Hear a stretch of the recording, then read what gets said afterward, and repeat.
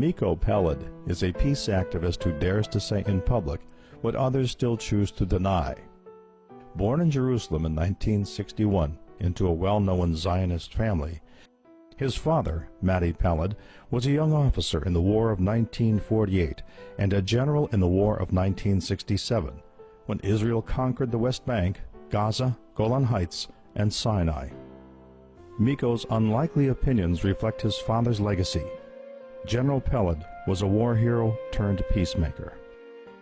It's time to sweep away some of the myths and to uncover the truth so that we can finally live in peace together. And so the three myths that I like to uncover, the three probably most popular myths, the most common myths: the myth of 1948, the myth was that there was a country without a people. And then the myth of the existential threat of 1967. And then finally the myth of the Israeli democracy. Growing up, we were taught to believe that the Arabs had left Eretz Israel, partly on their own and partly at the directive of their so-called leaders, and that therefore taking their land and taking their homes was morally okay. It never occurred to us that even if they did leave willingly, we had no right to prohibit their return. But then Israeli historians had found that, just as Palestinians have been saying for decades, none of this was true. And it's interesting that when Palestinians claim something, we tend to doubt it. But then when Israeli historians come up and say the exact same thing, well then, now we accept it. As though the Palestinian word is not good enough. And so Israeli historians had confirmed that Israel was created on the ruins of Palestine. Now, obviously Palestine was not a state yet at the time. We're talking about 1948. But it would have been a state very shortly thereafter had it not been so completely destroyed. It had bustling cities, it had a middle class, it had trade and commerce. Palestinians had judges and scholars, and they had a rich political life, and they had all the characteristics of a state to be. But the one thing in which they didn't invest, the one thing in which Palestinians did not have, was the military, any kind of militia. And so when the Jewish militias attacked, even though the Palestinians constituted the vast majority of the population, when the Jewish militias attacked, they were helpless. The Jews, on the other hand, in Palestine at the time, were a minority, probably less than 500,000, but they had put together state-like institutions. So they had their own schools, they had their own universal health care system, for example, they had a quasi-government of which my grandfather was a member, and all of these were created based on the principle of hafradah, which in Hebrew means segregation. In other words, to be completely separate from all the institutions that the Palestinians had had. And the one thing that they did, in which they did invest heavily, was a very strong militia. A militia of young men, well indoctrinated, well trained, of which my father was a member. And they were determined to create a Jewish state in Palestine, completely disregarding the fact that the majority of the population were not Jews, but were Palestinian Arabs. It turns out that the creation of Israel had not, after all, been a haphazard fight in which the Arabs fled their homes due to the directives of their own leaders. It had been an unprovoked, systematic campaign of ethnic cleansing by the Jewish militia involving massacres, terrorism, and the wholesale looting of an entire nation. Now it's interesting, my mother was born and raised in Jerusalem. She was born in 1926. And she recalls the Palestinian neighborhoods in West Jerusalem. And when the residents of these neighborhoods were forced to leave their homes, which are still in Jerusalem, they're beautiful, spacious homes with beautiful gardens, were offered to Jewish families, And one such home was offered to her, being the wife of an officer and so forth. And she refused it. She said she could not bring herself to move into the home of a family that had been forced out and is now living in a refugee camp. She also said, and I heard this confirmed by many people, that when the Jewish forces came into the homes, the coffee was still warm on the table. The people had just left. And then the looting began. And again, she recalls seeing the truckloads of furniture and rugs and what have you being taken away from those homes. Another widely accepted Zionist myth is that in 1967, Israel faced an existential threat where the armies of 3 Arab countries were invading, and miraculously the Jewish forces were able to beat them all and conquer huge tracts of land. Now, setting aside for a moment the fact that countless books have been written in Hebrew and English and Arabic and other languages, and that documentaries have been filmed disproving this completely and showing that the purpose of the war was conquest. In my own research in preparation for this book, I spent days at the Israeli Army Archives. And I read from the minutes of the meetings of the Israeli General Staff, the top IDF, top brass, and the things that were said during those meetings. And I want to quote from my book one such passage. In a stormy meeting of the IDF top brass in the Israeli cabinet that took place on the 2nd of June, 1967, my father, General Mati Pele, told the cabinet in no uncertain terms that the Egyptians needed at least a year and a half in order to be prepared for a full-scale war. His point was that the time to strike a devastating blow against the Egyptian army was now, not because of an existential threat, but because the Egyptian army was not prepared, and it was an opportunity to destroy it once again. The other generals agreed, but the cabinet was hesitant. The prime minister was not sure a full-scale war was the right thing to do, and a tug of war of unimaginable proportions ensued. During that same stormy meeting, my father said to the prime minister, President Nasser, referring to Egyptian President Gamal Abdel Nasser, President Nasser is advancing an ill-prepared army because he's counting on the cabinet being hesitant.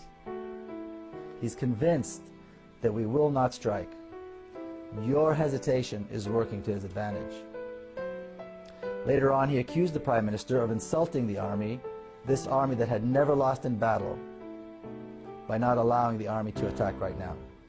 So there was never any mention of an existential threat, just an opportunity to once again assert Israeli strength. In the end, the cabinet succumbed to the enormous pressure placed upon them by the general, and they decided on a preemptive strike that began on June the 5th, 1967. And again, I want to quote from my book. The surprise attack led to the total destruction of Egypt's air force, the decimation of the Egyptian army, and the reconquest of the Gaza Strip and the Sinai Peninsula in a matter of days. The Israeli army also knew that the Syrian army was in shambles and the Jordanians were no match for the IDF strength. After the campaign of Egypt went so smoothly, the generals turned their attention to the West Bank and the Golan Heights, two regions that Israel had coveted for many years. Both regions had strategic water resources and hills overlooking Israeli territory. And the West Bank contained the heartland of biblical Israel and the crown jewel, the old city of Jerusalem. In 6 days, it was all over. Arab casualties were estimated at 15,000. That's 15,000 dead in 6 days. Israeli casualties were 700. And the territory controlled by Israel had nearly tripled in size. Israel had in its possession not only the land and resources it had wanted for a long time, but also the largest stockpiles of Russian-made arms outside of Russia. Israel had once again asserted itself as a major regional power, or as the neighborhood bully. Now here's something of immense proportion that takes place, and take into account that this is over 4 decades ago. And again I quote, "At the first weekly meeting of the General Staff after the Six-Day War, Chief of Staff Yitzhak Rabin was beaming with the glory of victory. But when the meeting was nearing its end, my father raised his hand. When he was called on, he spoke of the unique chance the victory offered to solve the Palestinian problem once and for all. For the first time, he said, in Israel's history, we were face to face with the Palestinians without any other Arab countries between us. Now we had a chance to offer them a state in the West Bank and the Gaza Strip." He claimed with certainty that holding on to the West Bank and people who lived in it was contrary to Israel's long-term strategy. Popular resistance to the occupation was sure to rise, and Israel's army would be used to quell that resistance with disastrous and demoralizing results. It would turn the Jewish state into an increasingly brutal occupying power and eventually into a binational state. And this is precisely the reality in which we live today, nearly 4.5 decades after that. So does anyone seriously, can we really expect that 5 million Palestinians will keep living under a regime that is democratic to Jews, but is brutally oppressive towards Palestinians? With about 6 million Jews and about 5 or 5.5 million Palestinians living under the same rule, under the same government, but with different laws. My father, who was a military expert, had spent the remainder of his life after he retired from the military fighting for justice for the Palestinian cause. And being a former military man, he was often asked about Palestinian terrorism. On one such occasion, when he was being interviewed by the Israeli television, he said this about terrorism. He said, "Terrorism is a terrible thing, but the fact remains that when a small nation is governed by a larger power, terrorism is the only means at their disposal." My father's predictions have all come true. Now, the work of the Israeli lobby in the United States notwithstanding, more and more people around the world are beginning to realize that there are in fact 2 nations who live between the Jordan River and the Mediterranean, and that the conditions under which Palestinians live are completely unacceptable. Recently we had an event here in San Diego, which was a vigil to remember those who were killed in Gaza by the Israeli army. And as this vigil was taking place, there was a large contingent of Israeli supporters. We were separated from them by a line of police and what I think is a sense of morality. And they were dancing and singing as those of us that were at the vigil tried to recall the names of 1,400 people that were killed. These were 3 weeks of such death and destruction that one can hardly comprehend. And I remember the stories of the Israeli Air Force pilots who flew sortie after sortie, dumping hundreds of tons of bombs on a civilian population in Gaza, and would then return home to celebrate the festival of Hanukkah. See, because the attacks in Gaza at the end of 2007 took place during the Jewish festival of Hanukkah. Then, these same pilots, having celebrated with their families, slept in the comfort of their beds, got up the next day, and did it again and again and again. I recall that while we were at the vigil, the supporters of Israel held signs that said, but the Israeli army had warned them. The Israeli army had dropped thousands of leaflets warning the Palestinians that this horror was about to begin. And I can only imagine the mother seeing these warnings, knowing that this horror was impending, but also knowing that there's nowhere to go. There's nowhere to run. There's nowhere to hide. There's nowhere to save her children from the bombs and from the fire, from the smoke and from the chemicals, and from the phosphorus that consumes the flesh and won't be extinguished. Because Gaza is locked down. Gaza is under siege, a siege that was imposed by Israel on the people of Gaza. So for these young Israeli pilots, These young men who most Israelis and Israeli supporters around the world consider their finest. This was really nothing but shooting fish in a barrel as they began their merciless onslaught at exactly 11:25 in the morning on December the 27th, 2008. And that date, December 27, 2008, will forever be etched in our memories as the darkest and most shameful day in the long history of the Jewish people, as Israel began a shameful and merciless attack on the people of Gaza. The attacks began at 11:25 in the morning, the precise time that the children of Gaza are on the streets.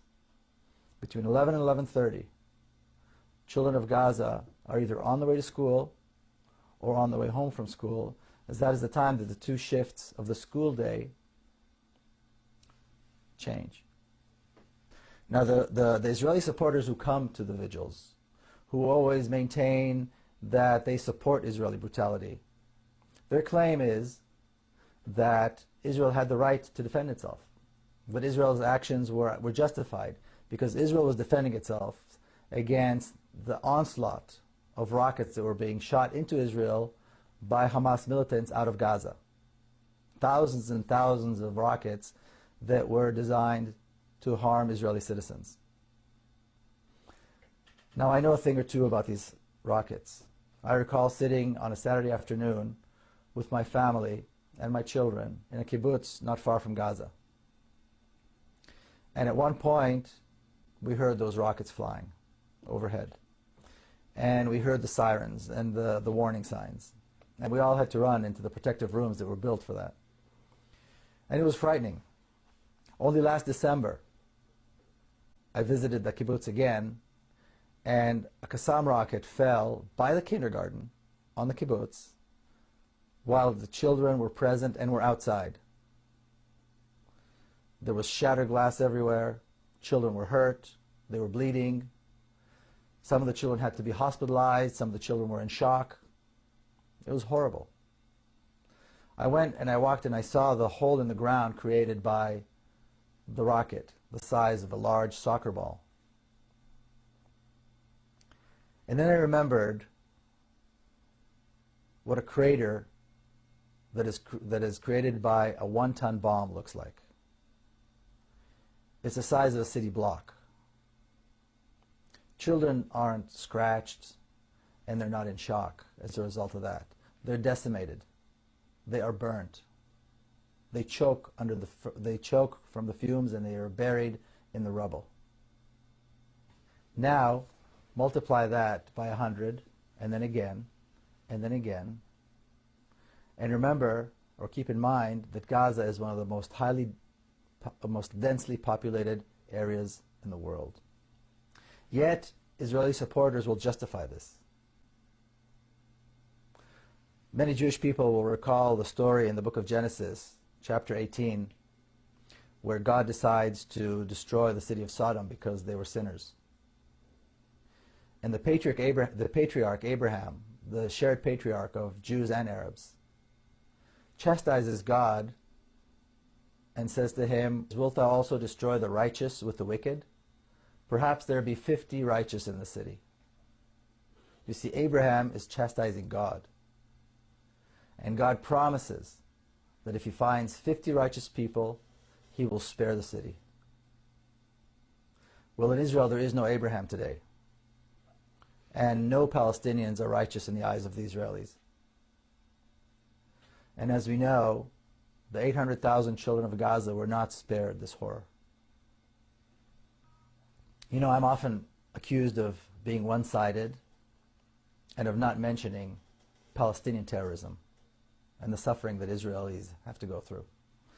So I'm going to touch on that right now. As my father said decades ago, when a larger power rules a smaller nation, some form of violent resistance is to be expected.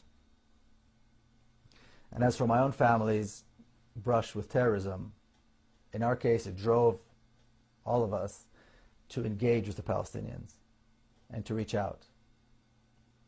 And the same thing happened to me personally. And again, I want to quote a passage from my book, The General's Son. Then, in the fall of 1997, disaster. My niece Madar was killed by Palestinian suicide bombers in Jerusalem. Several hours later, there we were, driving along the road to the cemetery. Police escorted our procession on motorcycles, making way for vans carrying the devastated family members of another Jewish casualty. As we got out of the van, someone approached and asked me to carry the small coffin. My heart felt far heavier than the heartbreakingly slight weight on my shoulders. Israelis and Palestinians, family members and friends, famous leaders and ordinary people, all came to give eulogies and to express their sorrow at this unspeakable loss.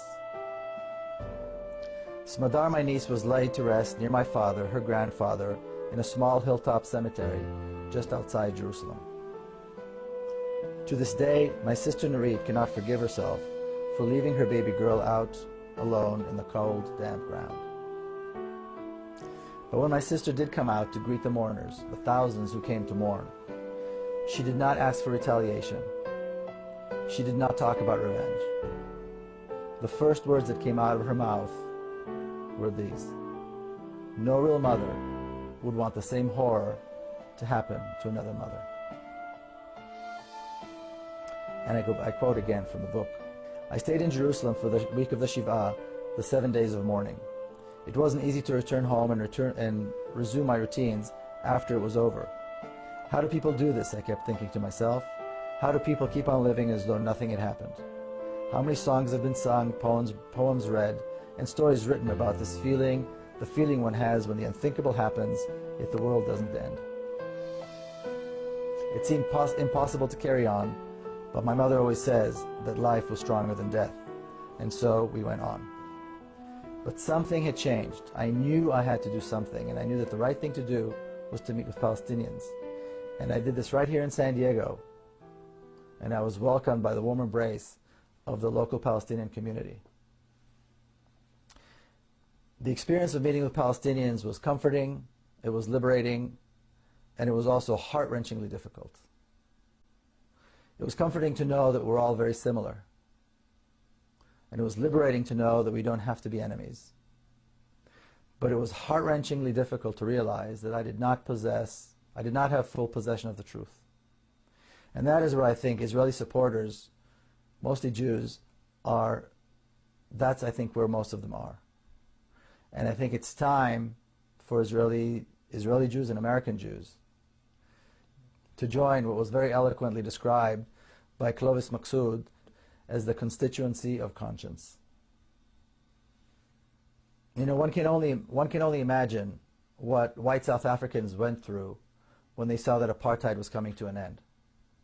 Clearly they wanted to hold on to their way of life, corrupt as it may have been. The whites in the southern states were probably trying to hold on as much as they could when they saw the end of legalized segregation and discrimination and racism come to an end in this country. We see this with leaders in the Middle East right now, holding on to the last minute, not wanting to give up their way of life and their control. And Zionists in Israel around the world are now doing the same, trying to hold on.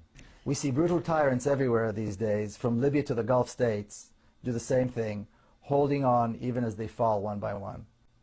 Now Zionists and their supporters do the same, holding on to the notion that a racist regime can last, that injustice and horror can last, and that crimes against others who are different can go unpunished.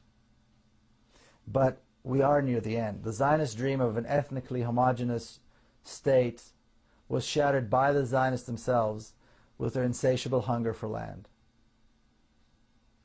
In their own hands, they created a binational state where almost half of the population are not Jewish or Israeli, but are Palestinian Arabs.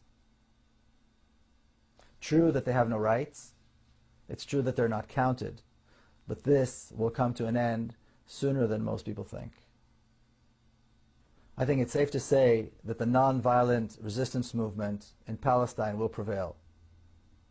We have Israelis and Palestinians hand in hand, marching every single week in Bil'in, in Ne'elin, in Nabi Saleh, in Bet Umar, in Masara, in Sheikh Jarrah, in Silwan, and in other places. They face the brutal force of the Israeli army every single week, but they're dedicated and they will prevail. And the dedication of these people is the reason that people like myself who believe in justice and democracy are optimistic. In Nabi Saleh, another beautiful spot in the West Bank where settlers have made their ugly mark, Israeli reservists, clumsy and armed to the teeth, are faced with the undaunted courage of mothers and their children who just want the settlers and the army out of their villages and out of their lives. It seems surprising that Israeli soldiers, young men and women who are raised on what is seemingly in a democratic society, are willing to enforce this brutal occupation, because they do it very willingly and they do it very brutally. But what we need to realize that the Zionist education system taught these young men and women that Palestinian life is worthless. So for those people who do want to associate themselves with Israel and with Zionism and drape themselves in the Zionist flag, the flag that has come to symbolize intolerance, hate, racism, and brutality, they can feel free to do so. But they need to know this, that when the trials begin and the tribunals take their place, and when the Truth and Reconciliation Commission begins its work, and they're finally shamed into admitting that they were wrong, they need to remember to go down on their knees and beg forgiveness from the people they so blatantly wronged. Because they need to realize that we will never forget them, and that their conscience will never allow them to forget that they supported the killing, they draped themselves in the flag, and they mocked the bereaved. The rest of us will move on, and along with the rest of the Middle East, we will follow the example of the people of Egypt to create something that will surely be a tremendous accomplishment, a democratic, secular state in our shared homeland, a state where Muslims, Christians, and Jews live as equals and educate their children to love their diverse homeland with its multitude of cultures, its rich history, and its promising future.